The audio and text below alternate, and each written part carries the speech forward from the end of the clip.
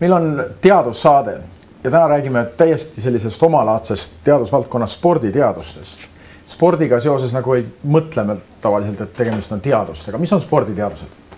Sporditeadused on multidistsiplinaarne valdkond, kus ühest küljest siis kasutatakse neid meetodid, mida loodusteadused kasutavad, konkreetselt näiteks füsioloogia või biomehaanika, kinesioloogia, kinantropomeetria ja teisest küljest sporditeadused hõlmavad ka sotsiaalteadusliku komponenti, spordipsühholoogia, spordisotsioloogia, ka humanitaarne komponent on olemas, spordiajalugu ja Tartu Ülikoos me oleme eelkõige just ikkagi tuntud selle biomeditsiinilise suunitlusega sporditeaduste esindajatena, et seal meil on selline rahvusvaheline väljund kõige suurem, aga loomulikult me arendame ka jõudumööda spordipsühholoogiat ja ka neid spordipedagoogikat näiteks. Te lugesite siin ette terve rea võõrsõnu, kinesioloogia oli üks, biomehaanika, mis asjad need on? Kinesioloogia on teadus inimese motoorikast, konkreetselt siis, kus me praegu on selles laboris, me sellega tegelema, motoorikateadus, mis on väga tihedalt seotud biomehaanikaga. Biomehaanika on teadus ka inimese liikumisest, just vaadatakse neid liikumist mehaanilise nähtusena eelkõige või füüsikalise nähtusena. Kinantropomeetria kõlas siin ka ja kinantropomeetria on see teadus, mis uurib näiteks keha koostise ja inimese kehalise töövõime seosed. No seal ka hormonaalregulatsiooni tasandil näiteks ka, kuidas siis hormoonid mõjutavad keha koostist, ainevahetust ja kuidas see kõik kokku mõjutab kehalist töövõimet. Teisisõnu siis te uurite siin, kuidas keha liigub ja kuidas see liikumine aja jooksul siis muutub? Me uurime seda, kuidas inimene motoorselt areneb. Ma mõtlen siin laste motoorset arengut, edasi seda, kuidas elu teisel poolel, näiteks muutuvad motoorsed funktsioonid vananemisel.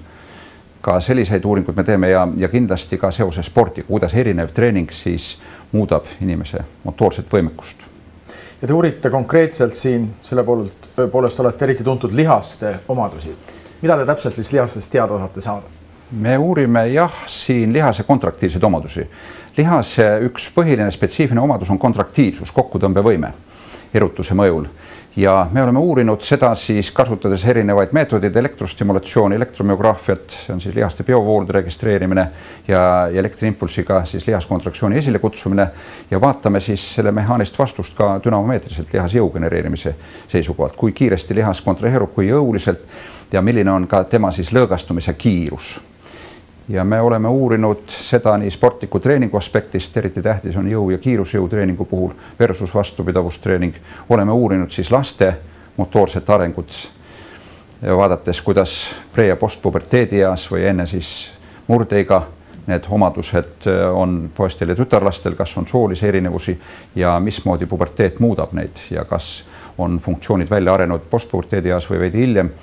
Sest erinevad motoorsed funktsioonid ju arenevad välja erineva kiirusega ja me oleme asunud uurima ka vananemist, kontraktiivsete omaduste muutusi vananemisel seoses kehalise aktiivsusega. See on siiski väga tähtis säilitamaks just lihase kvaliteedi ja sellest sõltub väga palju ka elukvaliteet. Lihase funktsionaalsetest omadustest sõltub elukvaliteet suurel määral. Miks me peame teadma, kuidas lihased toimivad sellest kontraktiivsust? Miks see on oluline? See on oluline seetõttu just, et esiteks need teadmised laiendavad ettekujutust üldse inimese lihastalitlusest. Kui me näiteks võtame kas või laste arengu. Laste arengu puhul on ju väga oluline ikkagi tagada siis selline normaalne liikumisvõime ja liikumisvõime puhul on omakorda tähtis see, et ei tekiks jällegi selle defitsiiti. Kui me võtame näiteks tserebraalparalüüsiga, väga palju on siiski tänapäeval tserebraalparalüüsi ja see on ju emajusa siseselt toimunud ajukahjustuse tulemusena motoorikahäiretega seotud fenomen ja seal ei toimu mitte ainult siis motoorikahäired seetõttu, et kesknärvisüsteem on kahjustada saanud, vaid teisased muutused toimuvad ka lihastes. Ka lihase kontraktiivsed omadused on tugevalt siis häiritud nendes tingimustes. Teisalt, kui me võtame jälle sellised vananemisega seotud degeneratiivsed haiged nagu Parkinsoni tõbi, siis Parkinsoni tõve puhul täpselt samuti toimuvad ka teisased muutused, kuigi need ei ole väga suured, aga siiski tuleb arvestada nende muutustega, mis lihastes toimuvad. Või kui me võtame jällegi normaalse vananemise ja kehalise aktiivsuse, siis tegelikult on tähtis ju nii lihasmassi säilitamine kui lihase kvaliteedi säilitamine ja just lihase kvaliteedi tunnuseks ongi lihase kontraktiivsete omaduste säilimine näiteks vanas eas. kui me võtame sportliku treeningu, siis sportlikul treeningul on vaja ju saavutada hästi kiiret ja tugevat lihaskontraktsiooni teatud spordialadel. Ja seoses sellega me saame hinnata ka treeningu efekti, kas tõesti see treening on muutnud ka lihase kontraktiilsust või praktiliselt see treenimine ei ole siis mõjutanud seda lihase kvaliteeti. Nii et eelkõige lihase kvaliteedi hindamisel ongi üheks kriteeriumiks just lihaste kontraktiilsed omadused. Mis on siis kvaliteetne lihas? Milline? Kvaliteetne lihas on selline, mis kontraheerub jõuliselt, kiirelt ja lõõgastub kiiresti. Et seda võib siis lugeda selliseks universaalseks kvaliteetseks lihaseks. Siin tuleb arvestada soolisi iseärasusi, siin tuleb arvestada ealisi iseärasusi ja siin tuleb treeningu mõjutusi. Lihase kvaliteet kasvab kindlasti jõu ja eriti kiirusjõu treeninguga. Vastupidavustreening nüüd kontraktiilsuse osas seda kvaliteeti väga palju ei muuda, kuigi ka sellel on oma selline universaalne efekt, et lihaskontraktsioon on lühem ka need, kes treenivad vastupidavust versus siis mitte treenitud. Ja kui me vaatame siis vananevas lihases, siis eelkõige vananevas lihases toimub just siis lihase jõu genereerimise langus, see võib olla väga järsk, eriti 50-ndates, 60-ndates eluaastates ja nende omaduste uurimise järgi me saame siis hinnata seda, kas jõu genereerimine on siis liiga palju alanenud näiteks vananemisprotsessis. Kas kontraktsiooni lõõgastuskiirus on häirunud? See viitab juba ka siis teatud varjatud lihaskahjustusele. Teatavasti vananemisega kaasneb ka varjatud põletik. Me saame verest uurida ka põletikumarkerid ja viia kokku siis kas vananemine, lihaskontraktiivsuse langus ja põletikulised nähtused lihases ja lihasmassi kiire kadu on ka omavahel seotud ja seda me oleme ka asunud uurima siin ühe siis rahvusvahelise projekti kontekstis. Kuidas siis lihast kõige paremini treenida, kõige õigemalt treenida? Räägime lahti selle vastupidavustreenimise ja jõutreeningu. Kuidas teie soovitaksite lihast treenida? Lihase treenimine on seotud siis ikkagi sellise üldise planeerimisega. Ma tahaksin rõhutada võib-olla ühte asja, mida on vähem lahti räägitud võrreldes ütleme selle teadmisega, mida teavad treenerid juba nüüd argipäeva tasandil ja mida teavad tippsporditreenerid väga hästi, on see, et kui me liiga palju lihast hüpertrofeerime, ehk lihas kasvab väga kiiresti jõuharjutuste tulemusena, siis lihas muutub väga nõnda nimetatud isseemiliseks. Ehk siis kui me lihast koormame kordustöö tingimustes, siis lihas väsib rohkem ära ja lihas taastub märgatavalt aeglasemalt. Seda võib demonstreerida näiteks, kui me uurime jõutõstjad või uurime siis neid inimesi, kes on jõusaalis teinud tugevat treeningut ja lihasmass on palju kasvanud, laseme neid töötada näiteks 30 kiiret kontraktsiooni sääresirrutusena teha ja jälgime siis, kui palju näiteks muutusid lihase kontraktiivsed omadused, siis need kontraktiivsed omadused on märgatavalt rohkem muutunud kui vastupidavust treenivad sportlastel või mitte treenijatel ja nad taastuvad mitu korda pikema aja jooksul lähtetasemele, kui seda on mitte treenitutel või näiteks ka vastupidavust treenijatel. Et seetõttu kindlasti tuleb jälgida ka seda lihase kvaliteeti, et mitte ainult ei toimuksid siis lihasjõu juurde saamine selle massi kasvu arvel, vaid kindlasti tuleb pöörata ka sellele tähelepanu, et lihased me kasutame mitte ainult ühekordseks pingutuseks, vaid ka kordustööl ja kordustööl me siis selles mõttes me kaotame. Ikkagi oleks vaja kasutada aeroobset harjutusi selleks, et siis lihas oleks rohkem kapilaare, verevarustus oleks parem, et see verevarustus oleks normaalne piltlikult öeldes, tugevalt siis hüpertrofeerunud lihastega inimesel. Nii et tõsta nii kangi kui ka joosta? Jah, kuigi palju. Neid tuleb arukalt kombineerida, neid korraga teha ei saa, need on vastandlikud ikkagi kehalised võimed, ma mõtlen vastupidavus ja jõud, aga kindlasti ei tohi ignoreerida sellist aeroobset treeningut ka siis, kui inimesed jõusaalis siis jõudu arendavad. See on kindlasti ka mida te ütlete neile inimestele, kes võtavad kõiksuguseid keemilisi aineid juurde, et lihast kasvatada, see on ju nii ülipopulaarseks maailmas ohtlik? See on ohtlik jah, ja eelkõige ju tegelikult ütleme, mida see siis ainete kasutamine põhjustab ikka väga kiire lihashüpertroofia, aga see on kontrollimatu lihashüpertroofia. Närvisüsteemi adaptatsiooni kohanemist ju ei toimu. Ja seoses sellega me ei tea täpselt, kuidas moodi see hästi tugev, kiirelt tugevnenud ja kiirema kontraktsiooniga lihasmass käitub siis tegelikus olukorras ja see vigastumist oht on äärmiselt suur. Sisuliselt ikkagi see sama jutt, mida ma rääkisin siin sellest, et kui me väga kiirelt hüpertrofeerime lihast, siis tegelikult me viime lihase sellisesse isseemilisse olukorda, kus on vereringe ja toitainete defitsiit kordustöö situatsioonis, me suurendame seda riski veelgi. Mis see isseemiline situatsioon on? Isseemiline situatsioon ongi see, kus tegelikult lihase siis vereringe ja ikkagi toitainete siis omastamine kordustöö tingimustes on väga tugevalt häiritud, kui ta teeb korduvaid kontraktsioone näiteks. Kui ta töötab 30 sekundit, 60 sekundit, siis võib olla see juba märkatavalt väsitavam koormus kui tavalisel inimesel. Et ühelt poolt me näeme, et need lihased on inimesel muutunud suureks, aga see ei tähenda, et on vastupidavuse jõud suurenenud. Üks fenomen veel, mis kaasneb sellise suure lihashüpertroofiaga, on perifeerse vereringe defitsiit. Kui me vaatame näiteks vereringe mahtkiirus kas või sääresegmendis, kui intensiivne see on ajaühikus, siis hästi suure hüpertrofeerunud lihastega inimesel on see vereringe siis intensiivsus palju suurem kui mitte treenitutel, rääkimata vastupidavustreenijatel. Järelikult perifeerne vereringe on väga ebaökonoomne. Nendel, kes on siis saavutanud suure ja kiire lihashüpertroofia. Ja see tekitab ikkagi jällegi teatud siis lihase kahjustuse ohu. Et kui me vaatasime nüüd seda ühte gruppi, kes on siis oma lihaseid tohutult suureks kasvatanud, siis võiks vaadata ka teist gruppi, kes oma lihaseid piisavalt ei kasuta, kes on sellise istuva tööga ja mis nende kehast toimub, mis nende lihastega toimub? No, nende lihastega toimub lihasatroofia, vastupidi. Nende lihasmass, läbimõõt, ümbermõõt vähenevad, aga mitte ainult siis ei vähene see lihase maht nii-öelda, mis on väga tähtis ju jõu genereerimise seisukohalt ja ka toimetuleku seisukohalt, vaid ka lihase kvaliteet väheneb. Seal toimuvad ikkagi muutused rakku- ja molekulaartasandil, mis siis tekitavad situatsiooni, kus tegelikult lihas hakkab vaikselt lagunema. Laguprotsessid, lihases lagunemisprotsessid on siis päris suured atroofia tingimuses. No, näiteks vigastuste järgselt siis juba esimese paari nädalaga hakkavad atrofeeruma aeglased lihaskiud, kui me võtame põlveliigese vigastuse.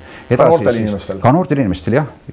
See on ju tüüpiline spordivigastus ja seda juhtub siis ka tavainimesel tavalises elusituatsioonis ja edasi siis 2–4 nädala pärast hakkad rohkem kiired lihaskiud atrofeeruma ja lõpptulemusena tekib päris ulatuslik atroofia enne seda, kui minnakse lõikusele, kui minnakse operatsioonile.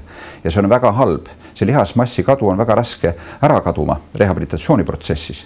Nii et siin tuleks teha kõik, et seda lihasmassi kadumist säilitada. See ei olegi väga kerge. Üks võimalus on näiteks elektrostimulatsiooni teel hoida ja säilitada lihast. Nii et see on üks võimalus, kui ei saa näiteks liigest liigutada, siis spordifüsioteraapias on see väga levinud, eriti just tippsportlastel. Et me ei saa öelda, et noortel on lihased nii tugevad, et nad ei hakka atrofeeruma mingil juhul? Atrofeeruvad suhteliselt kiirelt, just eriti kiired lihaskiud juba 6-ajalise sellise inaktiivsuse järel on väga tugev atroofia märgata näiteks reie nelipielihases, kui on tegemist kas meniski vigastusega või eesmise ristatesideme vigastusega. Ja kõik tuleks teha selleks, et seda atroofiat ära hoida. Loomulikult ei ole see lihtne, aga tänapäevaste võtetega on see võimalik. Seda te siin uuritegi täpselt. Kuidas te täpselt seda lihast siis uurite siin laboris? Me kasutame siin siis erinevaid meetodeid. Üks selline põhiline meetod on elektromyograafia, lihaste biovoolude registreerimine, mis näitab seda siis, kuidas lihast aktiveeritakse närvisüsteemi poolt. Teine meetod, mis siis võimaldab vastupidi hinnata seda, kuidas lihase enda kontraktiilsed omadused parasjagu, milline on nende kvaliteet, kui me kasutame elektrostimulatsiooni, näiteks närvi kaudu kutsume esile lihase üksikkontraktsiooni, mis on hästi kiire, närvisüsteem selle sekku ja me saame siis närvisüsteemist sõltumatult hinnata lihase kontraktiilsust. Edasi me kasutame erinevad dünamomeetrid erinevate lihasrühmade tarvis, kus me saame siis määrata nii tahtelise maksimaalse jõu näitajad, jõu kasvu kiiruse, näiteks kas või reaktsiooni ajad valguslambi sisse lülimisele, kui kiiresti siis inimene suudab lihast maksimaalselt pingutada, kui kiiresti, kuidas ta säilitab selle ja valguslambi välja lülimisele on võimalik ka hinnata lihase lõõgastumise kiirust tahtelisel pingutusel, mis on ka väga oluline sealjuures.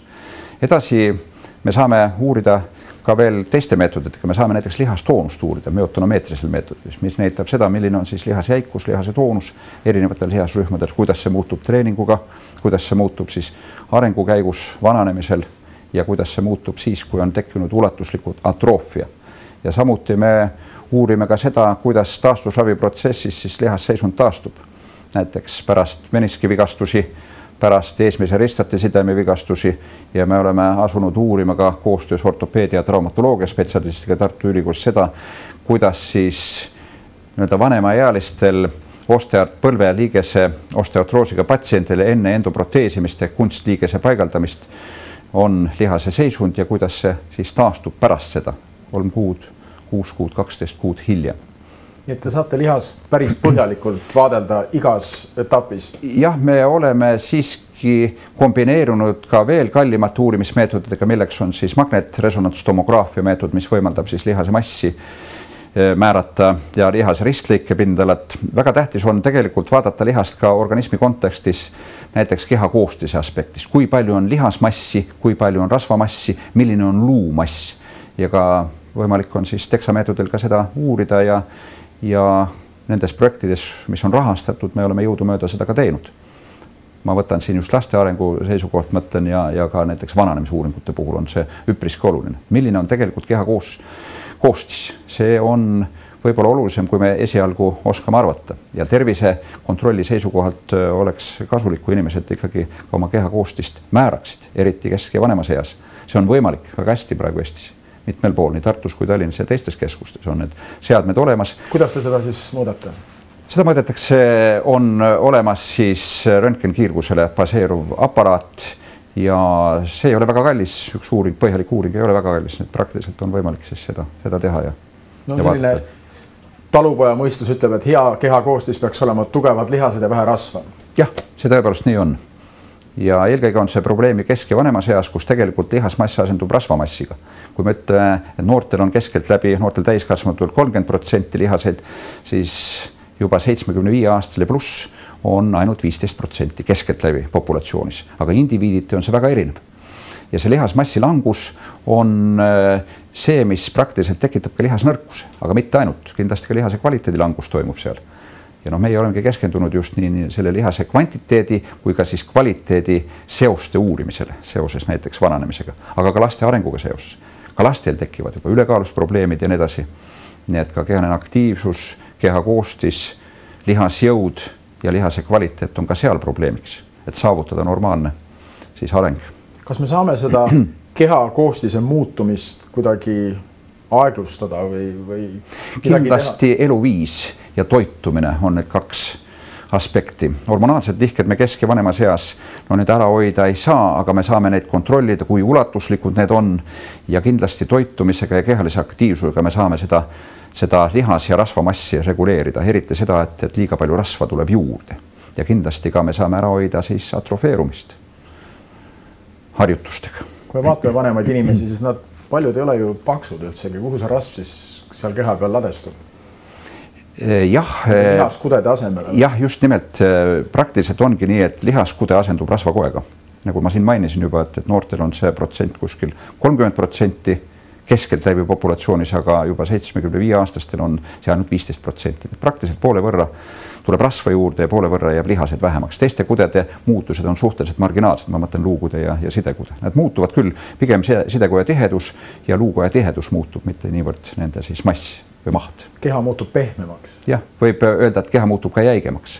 Tegelikult elastsus väheneb ja näiteks sidekoelistel struktuuridel ja jäikus suureneb. See tekitab ohu näiteks kõõrusrebenditele ja nii edasi. Kui me nüüd teeksime väga kiire sellise käigu sünnist nii-öelda surmani, kuidas see lihaskond siis areneb? Mis on nagu kõige olulisemad faasid? Kõige olulisemad faasid on see, et alguses toimub enne puberteedi iga selline esimeses perioodis väga kiire, teises perioodis suhteliselt rahulik areng, kus lihasmassi siis väga palju, lihasmass ja teised kehakoed on proportsioonis.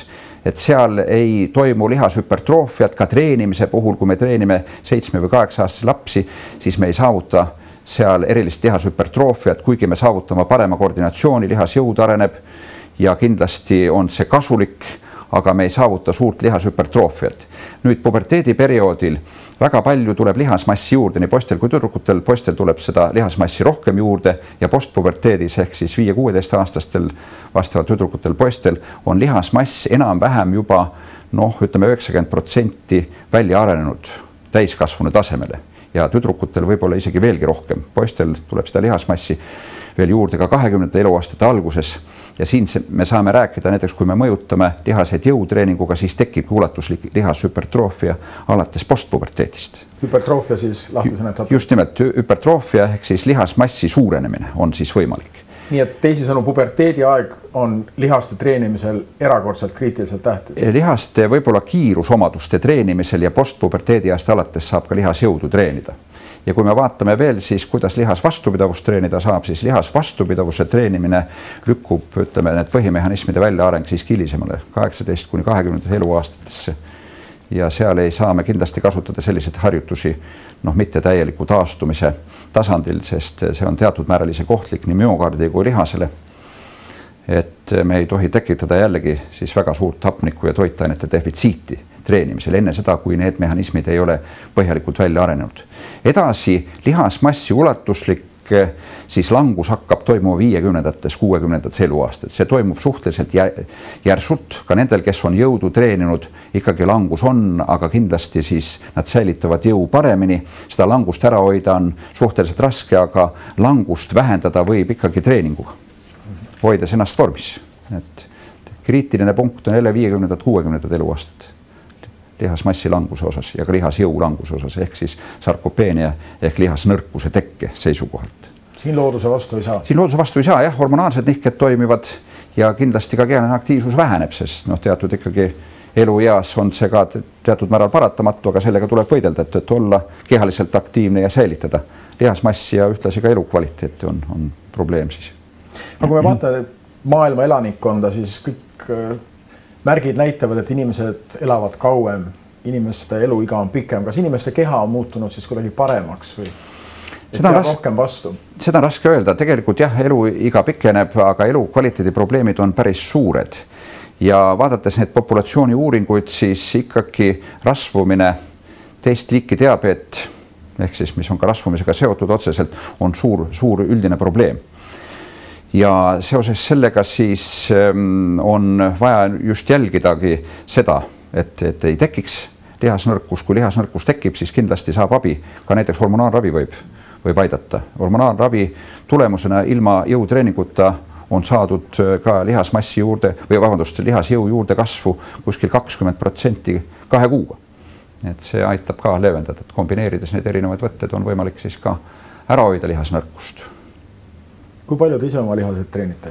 Ma treenin neid nädalavahetusel ja võiks öelda, et mitte just väga regulaarselt, aga ma üritan siiski hoida kehakaalu, kuidas öelda, lihasmassi ja rasvamassi kontrolli all, et see on eelkõige eesmärk, aga ma ei saaks öelda, et ma oleksin väga agar tervisesportlane.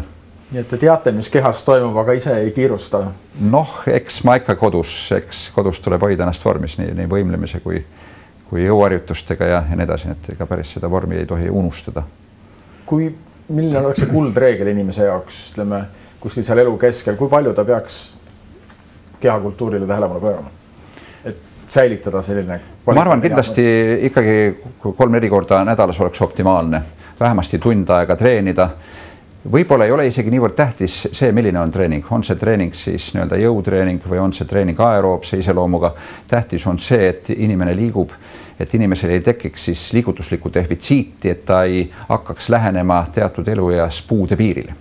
Mis see on? See tähendab seda, et see tähendab ikkagi nende funktsioonide sellise kriitilisele langusele, kus inimene enam ei tule toime igapäevaeluga ja vajab näiteks füsioteraapiat või taastusravi.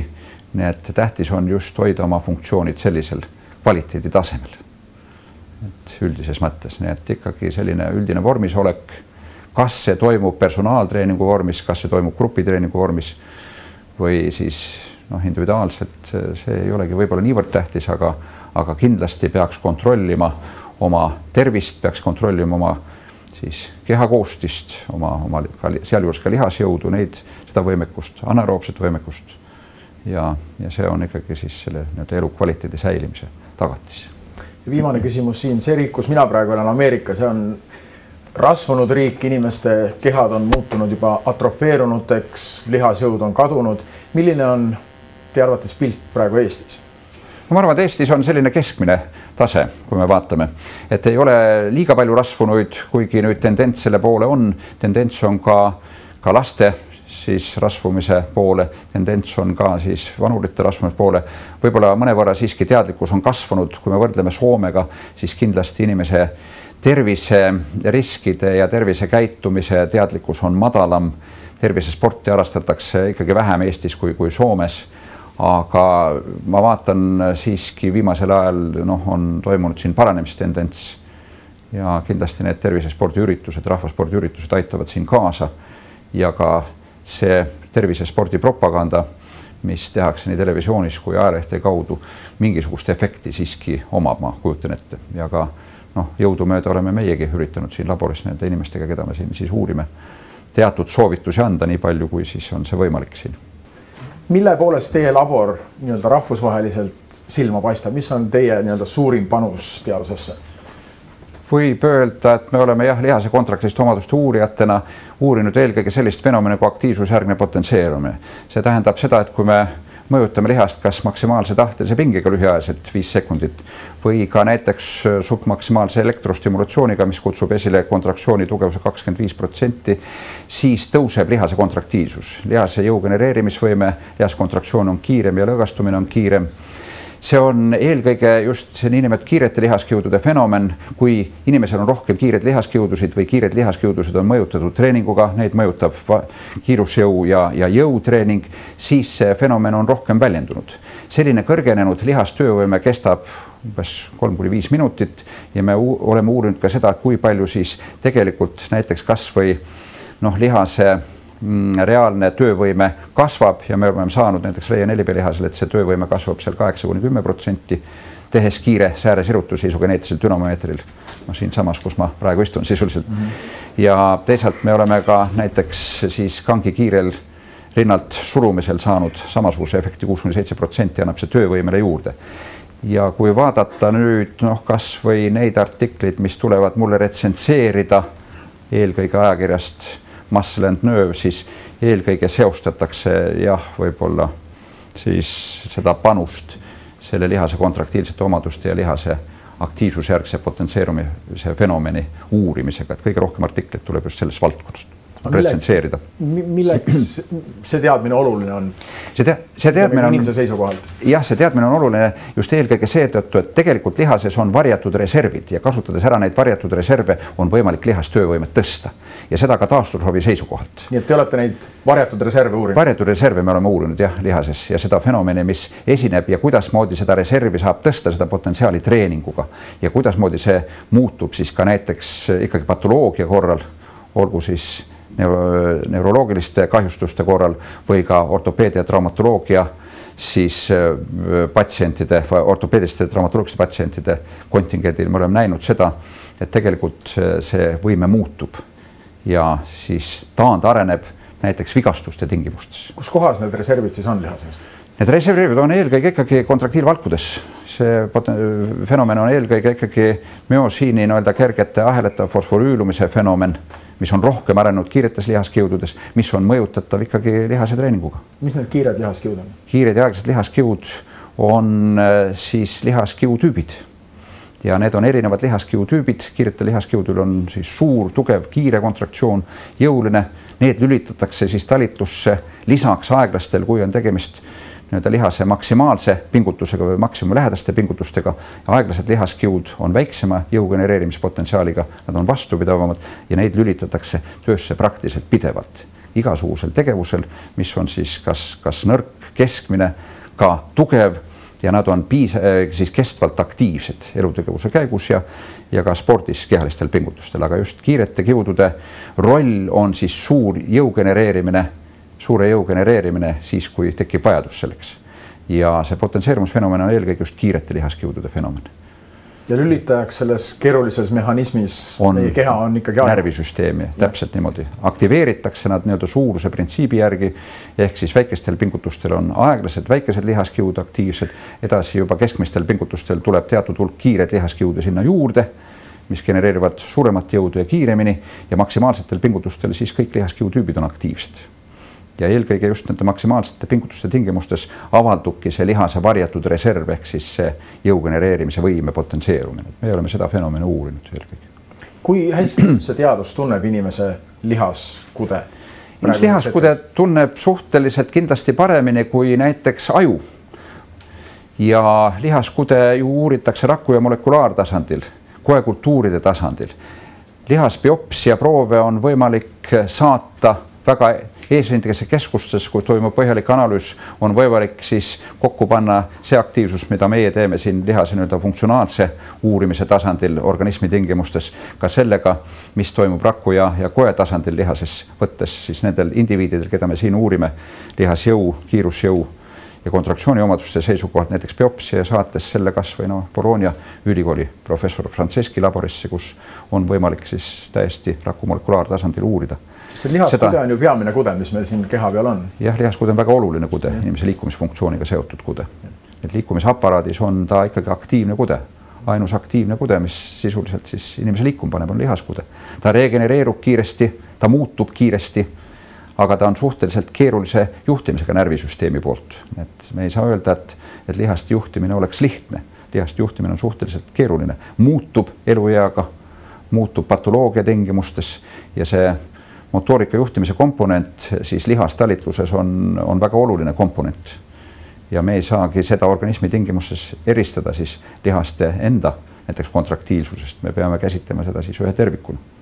Nii et teisisõnu võib öelda, et ütlete, et muutub pidevalt, et kui me saavutame sellise ilusa lihaselise keha, siis me peame sellest pidevalt hoolitsema, sest see keha võib kaduda. Absoluutselt, jah. Ja kui me võtame kas või treenimise, siis tegelikult näiteks mitte treenitud inimesel 2 esimese kuu jooksul, kui ta ka kasutab jõuharjutusi, ei toimu lihases veel midagi. Mingisugust lihashüpertroofiat, paksenemist, suuremist lihaskiudude osas ei toimu. See toimub nõnda nimelt neuraalse adaptatsiooni tulemusena. Jõud areneb ja edasi siis, kui me treenime juba kestvalt 3 kuud, 6 kuud, aasta, siis alles kaasneb sellega ulatuslik hüpertroofia. Et tegelikult nii närvisüsteemi kohanemine kui lihaskoe kohanemine koormustega ja elukeskkonnaga toimub nende interaktsioonis. Ja mõlemad komponentid on olulised lihastalitluse seisukohast. Ma arvan, et see on väga oluline öelda inimestele, kes lähevad spordisaali ja näevad, et kiiresti mingit tulemusi ei tule, et mis ma ikka siin treenin, et on vaja pikaajaliselt teha. Kahtlemata jah, et kui me räägime puhtal kuhul, need kohanemismuutused lihases tekivad jõutreeningul näiteks märksa hiljem kui kohanemismuutused närvisüsteemis. Närvisüsteem kohaneb kiiremini ja närvisüsteemi abil on võimalik mobiliseerida rohkem lihast, rohkem eriti kiireid lihaskiudust maksimaalsel pingutusel. Ja hiljem siis, kui juba kestvalt treenida suurte koormustega, siis hakkavad ka kohanemismuutused toimuma lihases. Ja need kohanemismuutused hilisemas treeninguperioodil on olulisemad lihases kui siis närvisüsteemi osas, sest närvisüsteemi see adaptatsioon on saavutanud juba 2-3 kuuga oma platoo. Aga lihases toimuvad muutused veel ka mitmeaastase treeninguprotsessis. Ja samal ajal tuleb siiski mõõdukus säilitada. Jah, samal ajal tuleb säilitada seda, et ühesõnaga ei oleks siis selliseid kõrvalekalded liigselt, et me peame ikkagi arvestama nii lihase juhtimise täiustamise mehhanismiga kui ka siis lihase enda näiteks jõu ja lihasmassi arengu proportsionaalsusega, et see on kõige kõrvalekalle on nagu see ülisuur muskel, see on juba no jah, kõrvalekalle saavutatakse ju anaboolsete steroidhormoonide manustamisega, see on teada, eks ole, me saame lihast hüpertrofeerida, aga ikka neuraalsed mehhanismid või närviregulatsioon kindlasti ei arene seal juurde ja sellesse vastuolu tekibki vigastuste oht ja muud negatiivsed momendid, mis sellega kaasnevad. Üks küsimus lõpuks, millest tekivad need lihasekrambid? Lihaskrampid on tegelikult ikkagi seotud suurel määral näiteks joonide defitsiidiga. Need lihaskrampide ja toitumise, vee ja elektrolüütide balanss on seal nende lihaskrampide puhul siis kõige olulisem. See ei ole mitte sellest, et ületreenitud või nii edasi? No kindlasti ka ületreenimise puhul võivad kaasneda krampid. Nii et eelkõige siis, kui rääkida sellist tervisespordi seisukohalt, siis on nad seotud ikka vedeliku ja elektrolüütide balanssi häirumisega. Väga tugeva sellise ülekoormuse väsimuse tulemusena võivad ka krambid tekkida. Siiski kui üleväsimus ja väsimus on omete fenomen, me oleme siin laboris ka uurinud lihasväsimust, nii et see krampide tekke on ka kerge tulema siis, kui lihas on väsinud ja me anname talle uue koormuse. Et seda võib lausa eksperimentaalselt esile kutsuda, aga see ei ole muidugi enam siis teadusliku uurimise objekt.